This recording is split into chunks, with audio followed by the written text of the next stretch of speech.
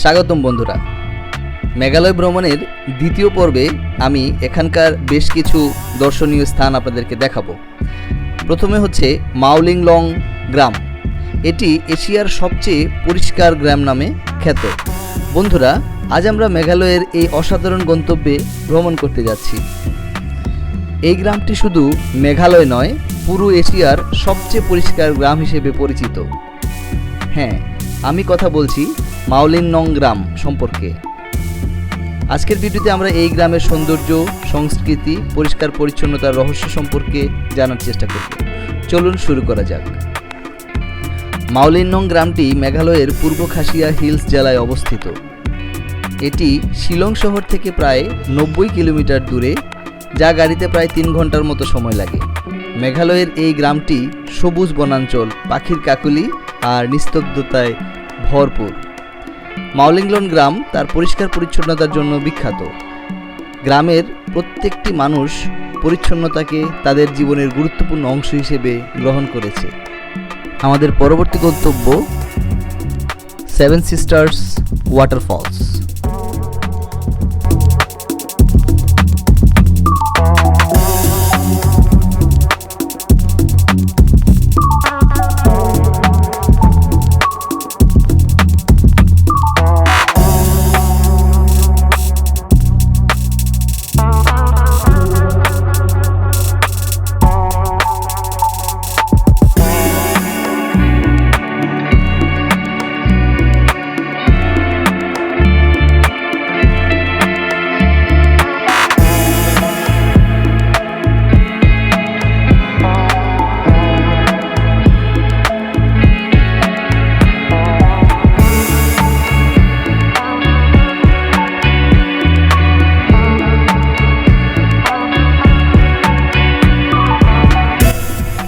রাতে চেরাপুঞ্জিতে থাকার পরিকল্পনা ছিল আমাদের। এখানে পাহাড়ের উপরে একটি হোমস্টে আমরা ভাড়া করি, রানী হোমস্টে নামে একটা জায়গা। এখানে আমরা রাতে অবস্থান করি সবাই। এরপরে পরের দিন সকালে বেরিয়ে পড়ি 7 সিস্টার্স খ্যাত একটি ঝর্ণা দেখার জন্য। এই ঝর্ণাতে অবশ্যই 7টি জলধারা থাকার কথা ছিল। পর্যাপ্ত বৃষ্টিপাত না থাকার কারণে এখানে আমরা 3 থেকে 4টা জলপ্রপাতের ধারা দেখতে পাই। এই জলপ্রপাতটি দেখার পর আমরা পরবর্তী গন্তব্যের উদ্দেশ্যে রওনা দিই।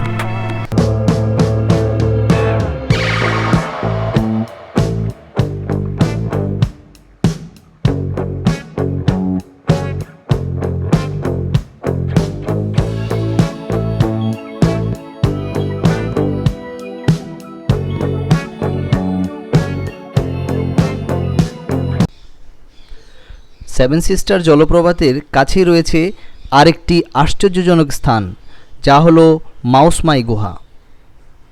মেঘালয়ের অন্যতম প্রাকৃতিক গুহাগুলোর মধ্যে এটি একটি। এই গুহা চুনা পাথর দিয়ে গঠিত এবং এর ভিতরে প্রবেশ করলে আপনি দেখতে পাবেন নানা রকম আকর্ষণীয় চুনা পাথরের গঠন। মাউসমাই গুহা প্রকৃতির এক আশ্চর্য রূপ, যেখানে আপনি ভূগর্ভের জগৎটাকে দেখতে পাবেন এক নতুন দৃষ্টিকোণ থেকে। মাউসমাই গুহার ভেতরে প্রবেশ করা একটা রোমাঞ্চকর অভিজ্ঞতা। গুহার ভেতরে কিছু জায়গায় পথ সংকীর্ণ এবং কিছু হতে পারে সংকীর্ণ ছাড়া, তাই সাবধানে চলতে হবে। গুহার ভেতরে চুনাপাথরের গঠন এতটাই আকর্ষণীয় যে মনে হবে আপনি এক প্রাকৃতিক শিল্পকর্মের মাঝে রয়েছেন। গুহার ভেতরে হালকা আলোয় আপনার পথ দেখিয়ে নিয়ে যাবে, তবে কখনো কখনো গুহার গা থেকে ঝরে পড়া পানি আপনার ভ্রমণকে আরও মজার করে তুলবে। মাউসমাই গুহা চেরাপুঞ্জি থেকে মাত্র কয়েক কিলোমিটার দূরে অবস্থিত। 7 সিস্টার জলপ্রপাত থেকে খুব সহজেই আপনি এই গুহায় পৌঁছতে পারেন। এটি এমন একটি গন্তব্য যেখানে একবার ভ্রমণ করলে আপনার মনোজগতে একটি স্থায়ী পরিবর্তন হবে। গুহার প্রবেশপথ খুবই সহজলভ্য, তবে গুহার ভিতরে অভিজ্ঞতা আপনাকে প্রাকৃতিক এক ভিন্ন জগতে নিয়ে যাবে। মাউসমাই গুহা এবং 7 সিস্টার জলপ্রপাতে ভ্রমণের সময় কিছু বিষয় খেয়াল রাখা প্রয়োজন। প্রথমত, গুহায় প্রবেশের সময় মাথা নিচু করে চলাচল করতে হবে, তাই সাবধানে চলুন। দ্বিতীয়ত, গুহার ভেতরে কখনো কখনো পিচ্ছিল জায়গা থাকতে পারে, তাই যে সমস্ত জুতা স্লিপ করে না এ ধরনের গ্রিপযুক্ত জুতো পরিধান করুন। আর অবশ্যই পরিবেশকে পরিচ্ছন্ন রাখতে ভুলবেন না। ময়লা বা প্লাস্টিক ফেলার কোনো সুযোগ এখানে নেই।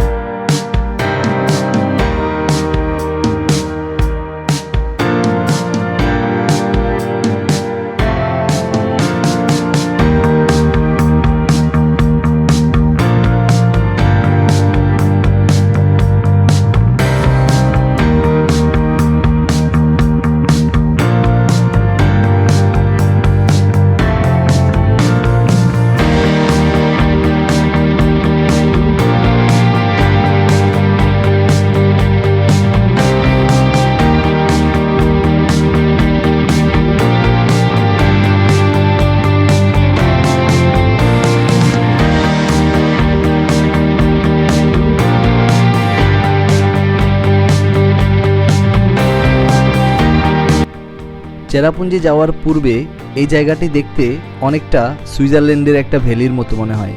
চমৎকার সৌন্দর্যের ভরপুর এই ভ্যালিতে দাঁড়িয়ে কিছুটা সময় অতিবাহিত করলাম। খুবই সুন্দর জায়গা।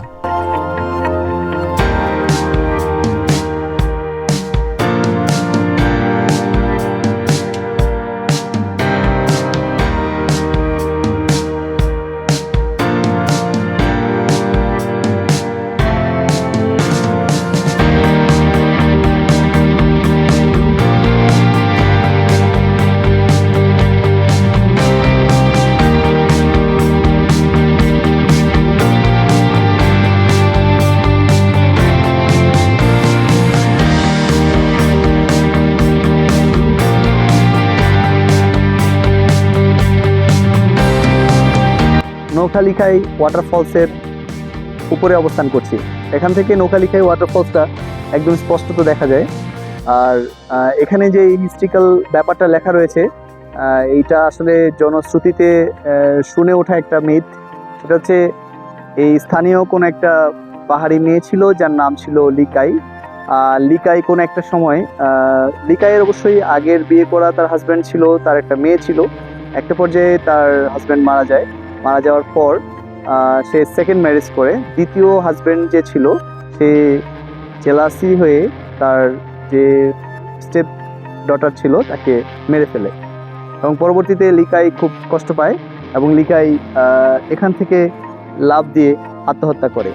তো সেখান থেকেই এটা নৌখালিখাই ওয়াটারফলস নামে পরিচিত। স্থানীয় জনগণ এমনটাই জানে।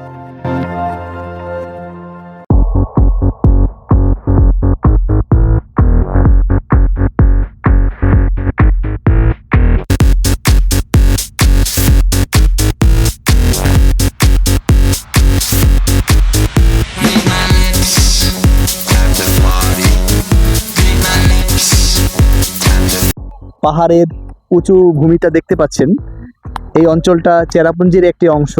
আমি এখন আরোয়া কেভে যাওয়ার ঠিক পূর্ব মুহূর্তে একটা স্পেসে রয়েছি। এই জায়গাটা খুবই খুবই একটা আশ্চর্যজনক জায়গা। আমি যখন বলবো আপনাকে বিষয়টা কেন আশ্চর্যজনক, তাহলে আপনি কিছুটা গেস করতে পারবেন। অ্যাবাউট 3 মিলিয়ন ইয়ার্স এগো, মানে 3 মিলিয়ন বছর আগে এই পুরো অঞ্চলটা সমুদ্রের নিচে নিমজ্জিত ছিল। কালক্রমে ভূমির পরিবর্তনের মাধ্যমে উঁচু হয়ে এই জায়গাটি এখন একটি পাহাড়ে পরিণত হয়েছে। আমি নিচে দেখতে পাচ্ছি গভীর গিরিখাত, আবার ঠিক তার পাশেই সুবিশাল পর্বতমালা। এখানে যেই শার্প একটা ডাল দেখতে পাচ্ছেন, এই ডাল পুরোটাই পাহাড়ের যে ডালটা, এই ডালটা একদিনে গড়ে ওঠেনি। এখানকার ভূতত্ত্ববিদরা গবেষণা করে বের করেছেন যে এই পুরো অঞ্চলের এই যেই ভূকৌশল দেখতে পাচ্ছেন বা যেই ভূমির রূপ আপনারা দেখতে পাচ্ছেন, এটি অ্যাবাউট 3 মিলিয়ন ইয়ার্স অ্যাগো এমন ছিল না। এই পুরো অঞ্চলটাই সমুদ্রের তলভূমিতে সমতল আকারে ছিল। কালের পরিক্রমায় বিভিন্ন ধরনের ভূমির ভৌগোলিক পরিবর্তনের মাধ্যমে এই পুরো অঞ্চলটি এখন পর্বতে পরিণত হয়েছে। আমি যেই আরওয়াহ কেভে যাব, সেই কেভের অভ্যন্তরে আপনাদের দেখানোর চেষ্টা করব। সেখানে সামুদ্রিক বিভিন্ন প্রাণীর ফসিল রয়েছে। সেই ফসিলগুলো থেকে বিজ্ঞানীরা শতভাগ নিশ্চিত হয়েছেন যে এই অঞ্চলের সম্পূর্ণ ভূমিটি একসময় সমুদ্রের নিচে সম্পূর্ণ নিমজ্জিত অবস্থায় ছিল। তো আমি প্রথমেই যে এই বিষয়টা বলেছিলাম, আপনারা অত্যন্ত অবাক হবেন যে নেচার কিভাবে পরিবর্তন করে কোথা থেকে কোথায় নিয়ে যায়। এই অঞ্চলটি সমুদ্রের নিচে থাকার পর এখন আজ আমরা এখানে ঘুরতে এসেছি, মানুষজন বিচরণ করছে। হু নোস নেক্সট 3 মিলিয়ন বছর পর এই জায়গার অবস্থানটা কেমন হবে। তো এমনিভাবে প্রকৃতি তার নিজের রূপকে প্রতিনিয়ত পরিবর্তন করে চলেছে। এই অঞ্চলটি তার একটা ছোট্ট উদাহরণ মাত্র। দেখুন কি সুবিশাল পর্বতমালা। কোনোদিন কল্পনাও করা যাবে না যে এই অঞ্চলটি সমুদ্রের নিচে নিমজ্জিত ছিল, অথচ ইটস ট্রু, সত্যি এটি সমুদ্রের নিচে নিমজ্জিত ছিল। তার প্রমাণ আজকের ভূতত্ত্ববিদরা ফসিলের মাধ্যমে পেয়েছেন। আমরা একটু পর যেই আরওয়াহ গুহার ভিতরে যাব, সেই গুহার ভিতরে তার প্রমাণ রয়েছে। আসলে ক্যামেরাতে স্পষ্টভাবে বোঝানো সম্ভব নয় এর ডেপথ কতটুকু। সমুদ্রপৃষ্ঠ থেকে আমরা অলমোস্ট 4000 ফিট উপরে অবস্থান করছি, যেটি এই মেঘালয় অঞ্চলটি সম্পূর্ণটাই আসলে 4000 ফিট উপরে অঞ্চলটা অবস্থান করছে। এই অঞ্চলেরই একটা অংশ হচ্ছে এই আরওয়াহ কেভ, যেটা হচ্ছে চেরাপুঞ্জিতে অবস্থিত। এই আরওয়াহ কেভের ভিতরে সমুদ্রের ফসিলের মাধ্যমে নিশ্চিত হওয়া গিয়েছে এই সম্পূর্ণ অঞ্চলটি একসময় সমুদ্রের নিচে নিমজ্জিত ছিল। আরেকটি তথ্য আমি সংযুক্ত করতে চাই। হিমালয় পর্বতের উপরে, যেখানে মাউন্ট এভারেস্ট বলা হয়, সেখানে কিন্তু তিমি মাছের ফসিল পাওয়া গিয়েছে। সো বোঝা যায় সেটিও একসময় সমুদ্রের পাদদেশে নিমজ্জিত ছিল। কাজেই আমরা কখনোই এমন ভাববো না যে আমরা আজ যা দেখছি সেটি চিরকাল একই রকম থাকবে।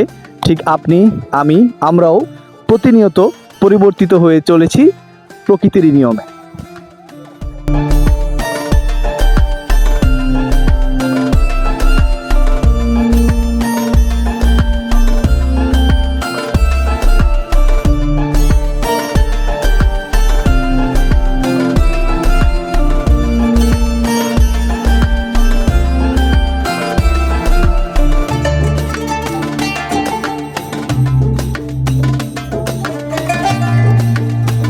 এখানে খাসিয়া পল্লীর যে ট্রেডিশনাল ড্রেস, সেই ড্রেসটি পরিধান করে আমি এখন আপনাদের দেখাতে চলেছি এলিফ্যান্ট ফলসের এক নৈসর্গিক সৌন্দর্য।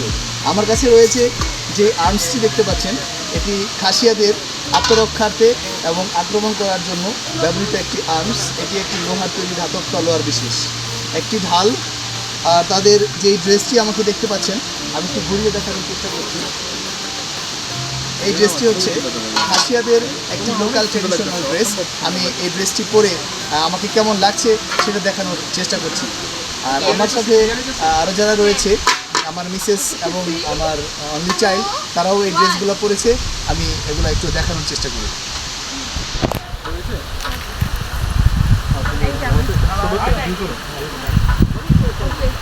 আমার মিসেস